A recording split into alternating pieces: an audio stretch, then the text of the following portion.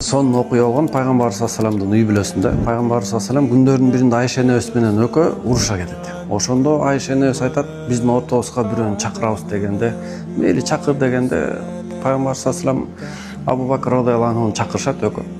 Келип Абу Бакр радыйаллаху анху Айша энебиздин атасы ортого түшүп атат.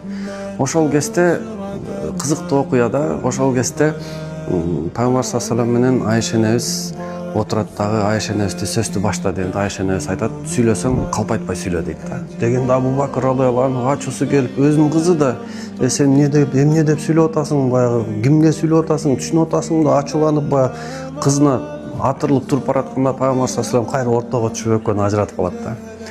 Ажыратып токтогула депчи. Деп анан кийин Пайгамбар саллаллаху Айша энебизге карайт. Көрдүңбү сен кимди эшитип келдиң дейт да. Сени болушат деп ойлодуң эле, эмне кылып атат? Көрдүң, чынында сага ким болушат экен, эми көрдүң да дейт да. Деп анан Айша энебиз менен Пайгамбар саллаллаху кошо күлүп калганда Абу Бакр радыйаллаху анху эми ушул окуяңарды көрүп мен деле кошулуп күлүп алайынчы деп анан ошо үчөө бактылуу ошол жерден күлүп калат. Эми беш кол тең эмес да. Бул жерде баарыбыз тең эле, күйөөлөр аялдарды колдой бербейт. Эркектер дагы түшүнүшүбүз керек, билишибиз керек. Мондай учурлар болуп калат. Мондай окуяга мен өзүм күбө болгом. Аял менен күйөө урушуп, күйөө аялды ура берет, күйөөсү. Ура берген кезде бир күнү кызы атасына арстанганда, атасы жөн гана күйөө баласы менен кызын конокко чакырат. Алардын кичинекей кызы болот.